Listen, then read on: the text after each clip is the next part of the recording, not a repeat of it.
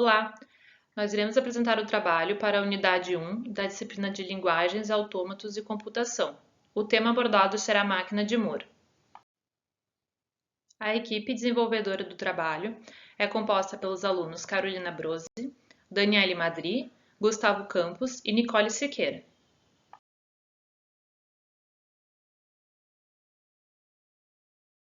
A máquina de Moore é um autômato finito utilizado na teoria da computação e na engenharia de sistemas para processamento de autômatos sequenciais, ou seja, autômatos previsíveis de sistemas lógicos e computacionais de forma mais simplificada, de forma calculada.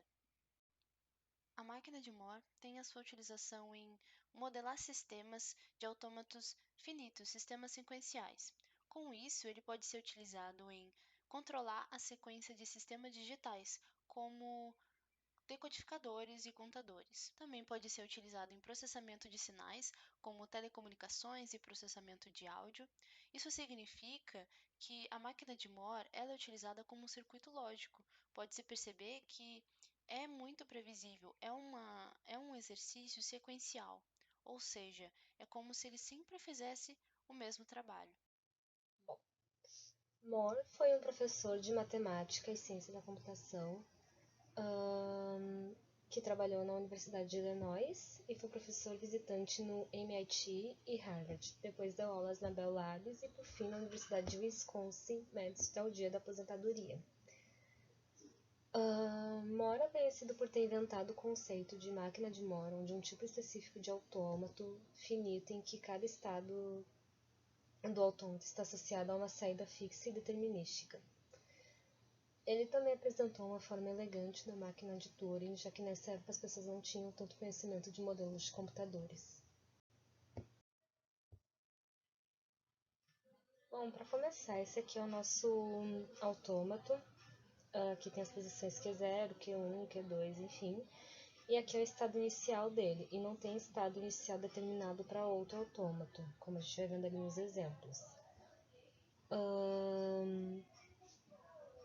Então agora a gente vai ali no input e em step vamos usar a palavra 10101. Então vamos verificar se a sequência bate com o do desenho. O estado inicial Q0 aceita 1? Sim.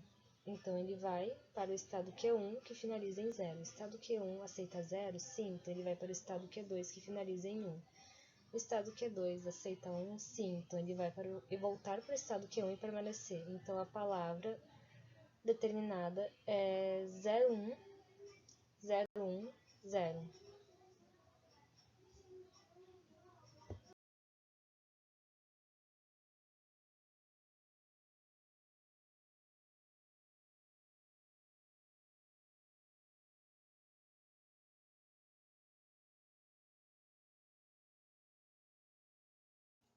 O primeiro exemplo que vai ser apresentado no trabalho é um artigo chamado Processamento de Linguagem Natural utilizando uma máquina de Moore. Esse artigo ele foi produzido por Ortevan Frutuoso e Benjamin Bedregal, da Universidade Federal do Rio Grande do Norte, em Natal. Então, seres humanos eles se comunicam por uma linguagem natural, enquanto os computadores utilizam a chamada linguagem de máquina. Existe uma grande distância entre essas duas linguagens, mesmo para aquelas de altíssimo nível. As pesquisas têm sido feitas visando diminuir essa distância e também aproximar a comunicação homem e máquina. Então, a gente tem o chamado processamento de linguagens naturais, que é uma sub-área da inteligência artificial. Hoje, vários softwares são utilizados para processar uma linguagem natural, assim como os chatterbots.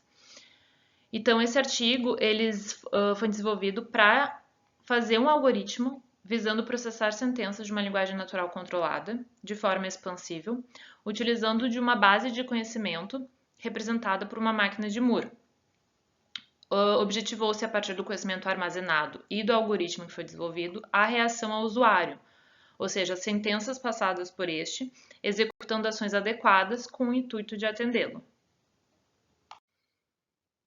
Como abordagem do processamento de linguagem natural, foi utilizada a análise de texto, semelhante aos chatterbots, que busca extrair informações a partir das cadeias de léxicos que compõem o texto e processá-los de forma que o software ofereça ao usuário uma resposta coerente.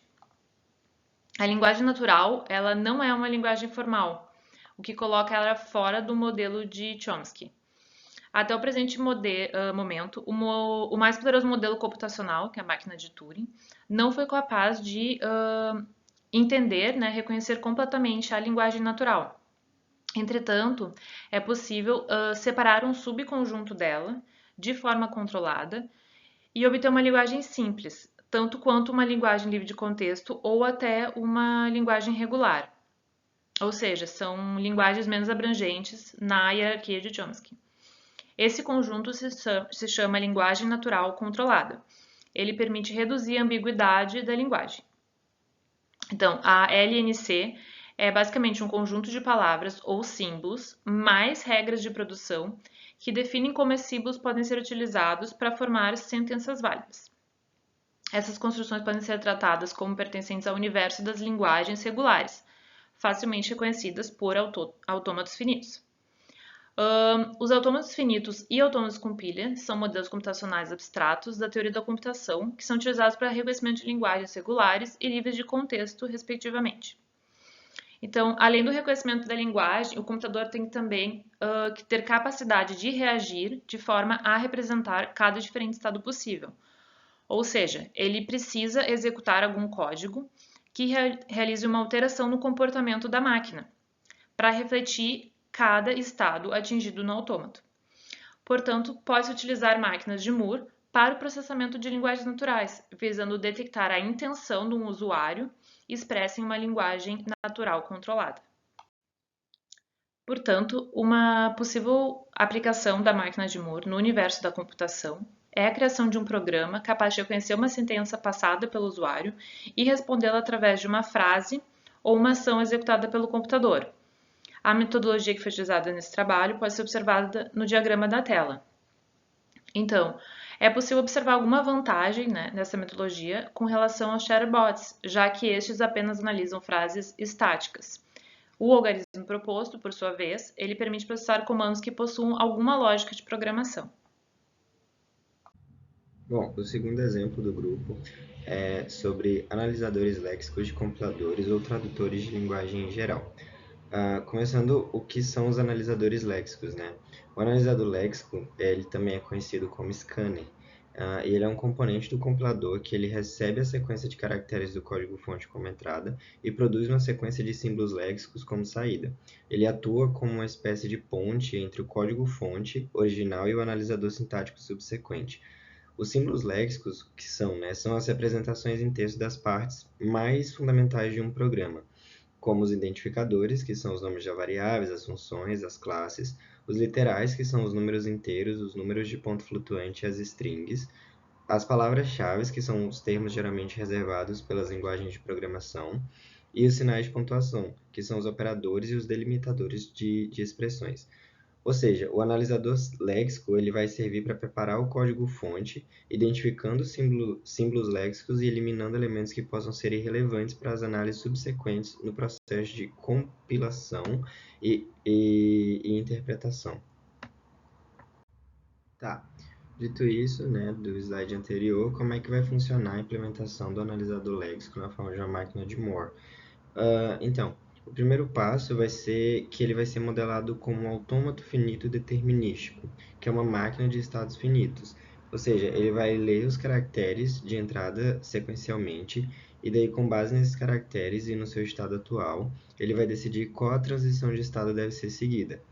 Daí, depois disso, ele vai fazer a associação de estados finais a unidades léxicas. Ou seja, em um autômato finito determinístico, cada estado final vai estar associado a uma unidade léxica específica. Quando o autômato finito ele alcança um estado final, isso significa que uma unidade léxica foi reconhecida na entrada.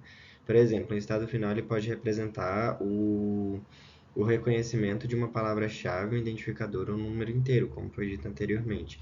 Depois ele vai ter uma função de saída, ou seja, cada estado final ele possui uma função de saída associada a ele, e essa função de saída ela vai descrever ou codificar a unidade léxica identificada. Por exemplo, a função de saída pode atribuir um valor ou uma descrição ao token reconhecido, tornando-o útil para as fases subsequentes da compilação. E por último, vai existir também a saída para os estados não finais. Ou seja, para os estados não finais, aqueles que ainda não reconheceram uma unidade léxica completa, a saída gerada vai ser uma palavra vazia. Isso significa que o analisador léxico ele não vai produzir uma saída até que uma unidade léxica seja completamente reconhecida.